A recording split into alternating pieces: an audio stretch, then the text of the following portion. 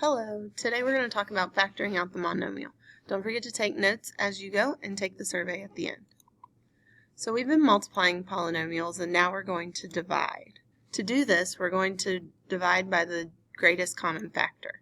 The greatest common factor will now not just include a number, but it could also include a variable. We call this factoring. So remember, division and factoring are essentially the same thing. Here are the steps. First, you're going to determine the GCF of all the coefficients. You're trying to figure out what is the largest number that divides all of the other numbers. Then you're going to figure out what the lowest exponent is. There may not be one. The number from step 1 and the variable with the lowest exponent from step 2 is the GCF of the polynomial. You're going to divide each term by the greatest common factor. Remember, divide the coefficients and subtract the exponents. And the answer is the GCF written on the outside of parentheses with the solution to your division on the inside. So let's look at an example. We have 45v to the fourth plus 40v cubed. Remember your steps. The GCF of 45 and 40 is 5.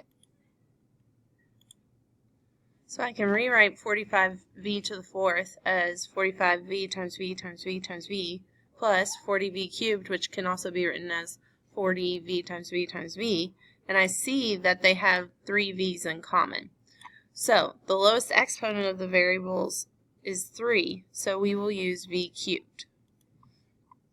Now, the GCF is 5v cubed because we put together the number from step 1 and the variable from step 2, and now we're going to divide each term by 5v cubed.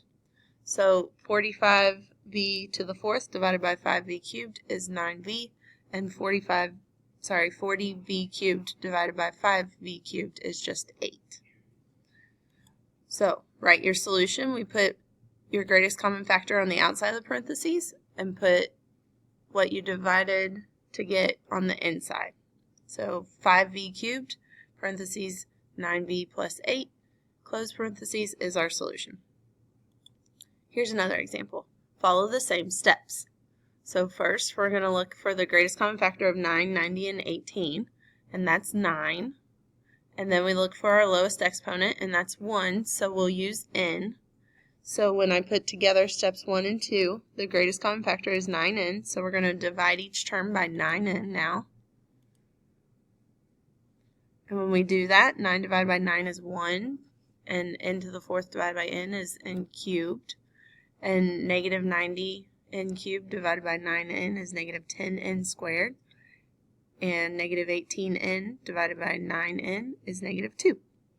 Don't forget to bring down the monomial that you took out, the greatest common factor, and put it on the outside of the parentheses and leaving your answer on the inside. This is your final solution. Let's do one more. So remember, step 1, find the greatest common factor of 63, negative 21, 35, and 35. That's 7. The lowest exponent of the variables is 0, so we'll not be able to take out a variable. So this time our greatest common factor is just 7. So we're going to divide each term by 7.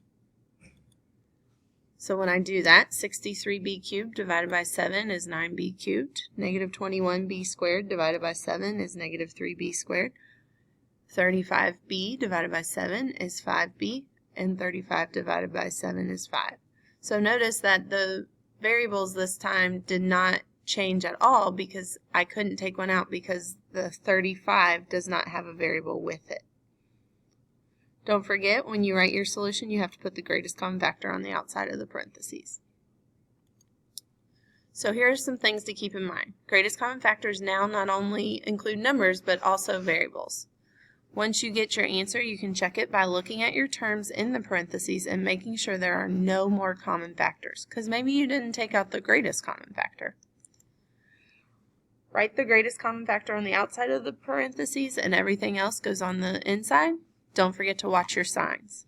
Here are the survey questions. Make sure you answer these and let us know if you have any questions tomorrow.